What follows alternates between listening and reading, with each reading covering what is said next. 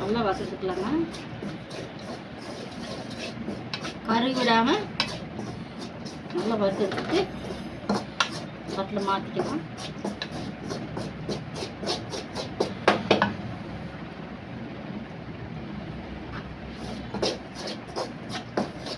தொட்டு பார்க்கும்போது சூடாக இருக்கணும், இது அளவாக இருக்கும்.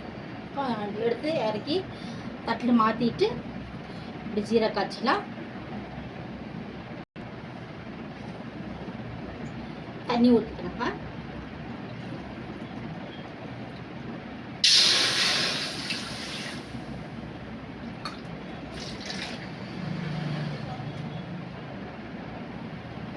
ஜீரக தண்ணி காஞ்சிட்டு இருக்கணும். இதுக்கு நம்ம மாவு கரைச்சிட்டு வந்துடலாம். பாருங்க, கோல்டன் நினைச்சிருக்கேன். கோல்டன் வெத்திட்டு பார்த்தீங்கன்னா வாசம் அடிக்கும். இது வந்து மனம் இல்லாத எண்ணெய் சேர்த்துக்கணுங்க. கோல்டு சன்ஃப்ளவர் ஆயில், சரிங்களா? இது சேர்த்துக்கலாம். இப்போ வந்து நம்ம மாவு கரைச்சிக்கலாங்க.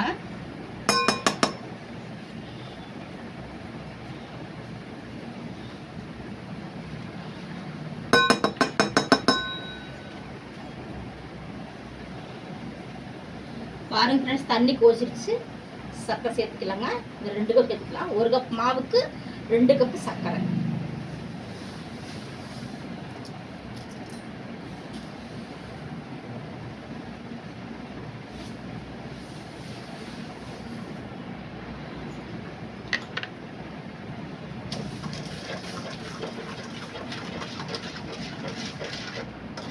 நல்லா கரைஞ்சி வரணும். இங்கே வந்து எண்ணெய் காய் வச்சுருக்கேன். இந்த அடுப்பில் மாவு ஊற்றினதுக்கப்புறம் நம்ம ஊற்றி எண்ணெய் காய்ச்சது பொரிச்சு ஊற்றும்போது நல்லா பொரிஞ்சு பொதுன்னு வரும். சூப்பராக மாவு வெந்து வருங்க. ஜீரகம் ரெடி ஆகட்டும். இங்கே பாருங்கள், மாவுக்கு வந்து எண்ணெய் ஊற்றி நான் கரைச்சிருக்கிறேன். வச்சு நல்லா கரைச்சி விட்டுருக்குங்க. கட்டி இல்லாமல் கரைச்சிக்கணுங்க.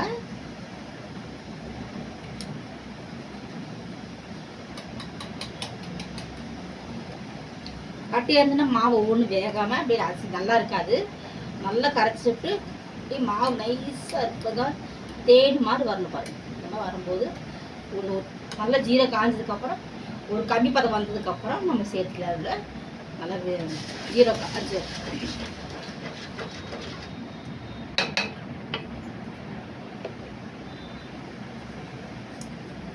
இது மாவடி ஒன்று வச்சுக்கலாங்க.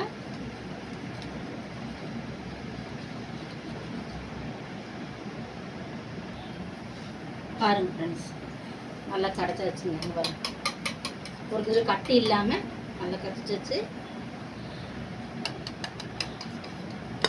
இப்போ இந்த அப்படியே இருக்கு உரமடி வச்சுக்கலாம். வந்து தட்டு பண்ணிக்கலாங்க. நம்ம அகலமாக தட்டில் வந்து நீங்கள் நெய்தடி வச்சுட்டிங்கன்னா ஊற்றும் போது உங்களுக்கு வந்து கரெக்டாக சேஃபாக வரும். இந்த தட்டுக்கு வந்து எண்ணெய் உடைச்சிக்கலாங்க, அதை நெய் தொடச்சிக்கலாம்.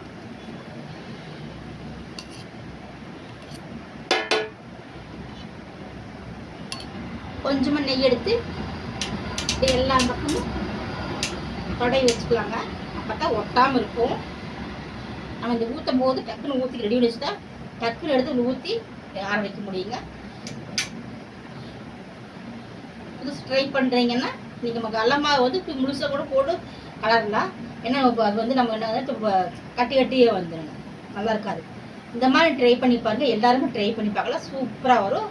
பயப்பட தேவையில்லை, கண்டிப்பாக சூப்பராக வரும். நீங்கள் ட்ரை பண்ணி பார்த்துட்டு எனக்கு கமெண்ட்ல சொல்லுங்கள்.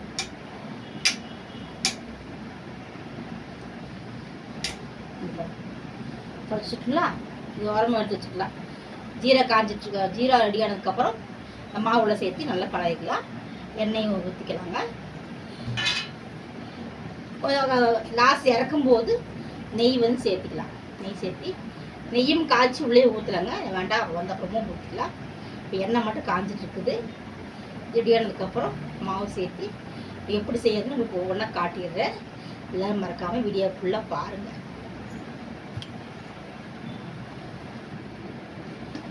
பாருங்க ஃப்ரெண்ட்ஸ், நல்லா கொதிச்சு வருது. இப்படி எடுத்துட்டு நம்ம ஊற்றும் போது இப்படி நூல் மாதிரி வரணும். இன்னும் வரலைங்க, கொஞ்சம் நிமிஷம் ஆகுது, லேட்டாகும். ஒரு கம்மி பார்த்து வந்ததுக்கப்புறம் ஊற்றிக்கலாங்க. இன்னும் வரல.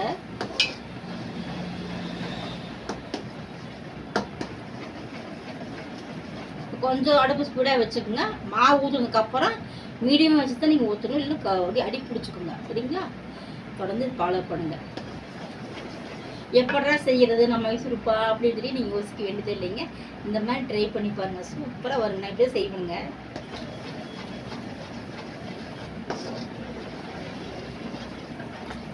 ஸ்வீட் வீடியோ நான் போடவே இல்லை, ஆனால் இன்றைக்கி ட்ரை பண்ணிவிட்டேன். ஸ்வீட் வீடியோ போட்டலாம். ஓகேங்களா? சூப்பரான மைசூர்ப்பா ரெடி ஆகிடும். நம்ம கடையில் வாங்க வேண்டியதை செஞ்சு சாப்பிடலாங்க. வீட்லேயே ஃப்ரெஷ்ஷாக நம்ம வீட்டில் இருக்கிற பொருளை வச்சு செஞ்சு சாப்பிடலாம். சில பேர் டால்டா ஊற்றி செய்வாங்க ஃப்ரெண்ட்ஸ். டால்டா ஊற்றி என்ன இல்லை, வாசம் அடிச்சு சிக்கு வாசம் அடிக்கிற மாதிரி இருக்கும். அதே மாதிரி கல்லெண்ணெய் வேறு எண்ணெயில் ஊற்றும் போது என்னங்கன்னா வாசம் அடிச்சுது. சன்ஃப்ளவர் ஆயில் ஊற்றி பாருங்கள், மனமாக தான் இருக்கும். கெட்டே போகும்போது சிக்கு வாசம் அடிக்காதுங்க. ஓகேங்களா? நீங்கள் எந்த பாகாரத்துக்குமே சன்ஃப்ளவர் ஆயில் சேர்த்துட்டிங்கன்னா தான் நல்லாயிருக்கும். கல்லெண்ணெயில் நம்ம வடை சுடுறதுக்கு முறுக்கு சுடுறதுக்கெல்லாம் செய்யலாங்க. முறுக்கு கூட நீங்கள் வந்து சன்ஃப்ளவர் சேர்த்து பாருங்க, பொங்கி வராது. கேன பொங்கி வரும். கல்லெண்ணெய் சன்ஃப்ளவர் ஆயில் சேர்த்து சுடும் போது பொங்கியே வராதுங்க. கல்லெண்ணெய் வந்து மனம் கொடுக்குங்க, மனமாக இருக்கும். அதுக்கான சேர்த்து இந்த பலகாரம் ஸ்வீட்டு காரமெல்லாம் செய்கிற போது நீங்கள் சன்ஃப்ளவர் செஞ்சு பாருங்க, வாசமாக இருக்காது, நல்லா இருக்குங்க.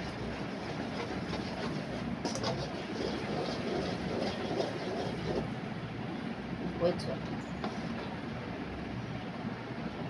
பத்தாக்கு ஃப்ரெண்ட் வரப்போகுது. இப்போ ஒரு கப் வரப்போகுதுக்கு பாருங்க. லேசாக இப்போ தான் விழுகுது. இன்னும் 5 நிமிஷம் ஆனதுக்கப்புறம் மாவு சேர்த்துக்கலாங்க. நல்லா கொதிச்சு வரட்டும். ஜீரோ ரெடி ஆயிடுச்சு பாருங்க. சுடு சுடு.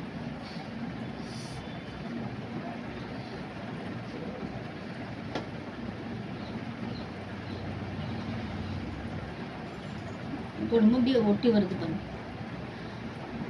ஒட்டுதுங்களா? இப்போ வந்து நம்ம சேர்த்துக்கலாம். மாவு கரைச்சது வந்து அப்படியே அடுப்பு மீடியமாக வச்சுக்கோங்க. மீடியமாக வச்சுட்டு அப்படியே கரைச்சது மாவை சேர்த்துக்கலாம்.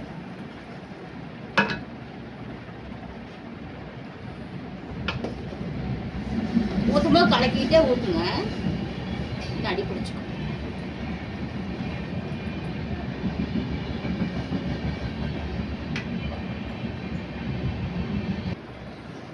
இல்லை ஊற்றியாச்சு. இப்போது கவனமாக இருக்கணும். நீங்கள் இடம் விடாமல் கலரி பிடிச்சா இருக்கணும். அடுப்பு வந்து மீடியமாக வச்சுக்கோங்க. நான் மீடியமாக வச்சுக்கிறேன். நீ வீடியோ பார்த்துக்கலாம். பாருங்கள், வீடியோ தெரியுது பாருங்கள். அடுப்பு மீடியமாக வச்சுக்கிறது. இந்த மாதிரி மீடியமாக வச்சுட்டு இடம் விடாமல் நீங்கள் கலரிகிட்டே இருக்கணும்.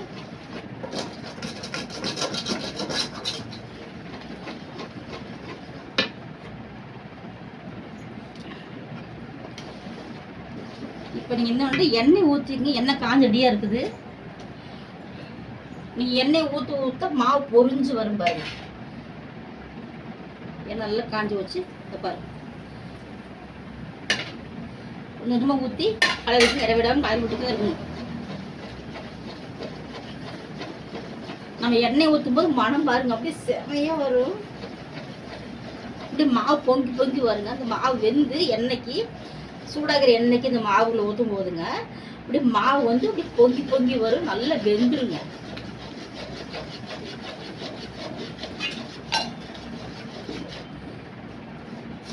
லாஸ்ட்டாக எண்ணெய் நெய் கொஞ்சம் உருக்கி ஊற்றிக்கலாம்.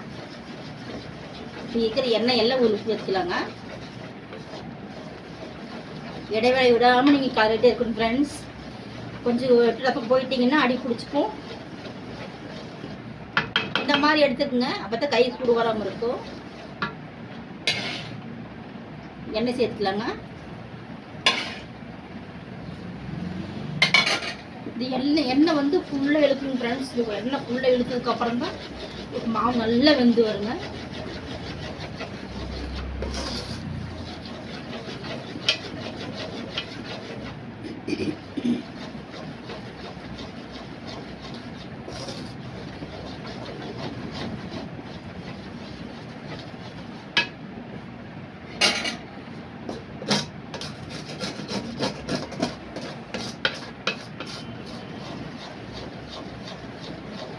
அடுத்த வீடியோ வந்து உங்களுக்கு வேறு நல்ல வீடியோ நல்லா ஸ்வீட் பண்ணி வீடியோ போடுறேங்க.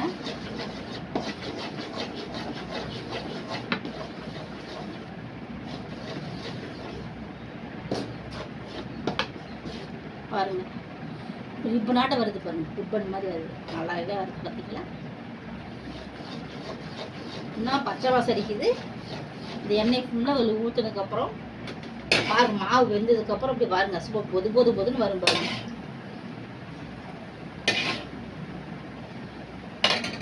இது எப்படி தெரியும்னா நாளைக்கு வந்து எண்ணெய் ஊற்றும் போதுங்க வெந்ததுக்கப்புறம் எண்ணெய் ஊற்றும் போது என்னது எண்ணெய் வந்து மிதங்கி மேலே வரும். அப்போ வரையும் ஸ்டவ் ஆஃப் பண்ணிவிட்டு ஒரு தட்டுக்குன்னு மாற்றிக்கலாம்.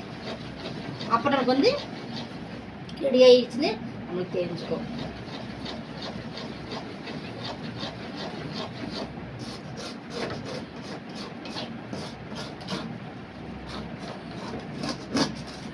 சுற்றி அப்படியே எல்லாம் எடுத்து விடுங்க, அப்படியே பிடிச்சிட்டு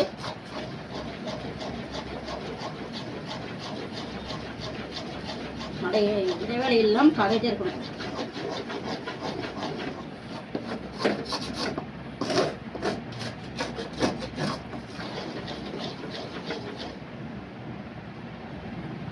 எடுத்துட்டு ரெடி ஆயிடுச்சுங்க ஃப்ரெண்ட்ஸ். 5 நிமிஷம் தான் அதை பாப் பண்ணிடலாம். இங்கே பாருங்க, ஆஹா சூப்பராக மைசூர் ரெடி ஆயிடுச்சுங்க. இப்போ வந்து நம்ம கூட ஒரு நெய் சேர்த்துக்கலாம், ஒரு ஸ்பூன் நெய் சேர்த்துக்கலாம்.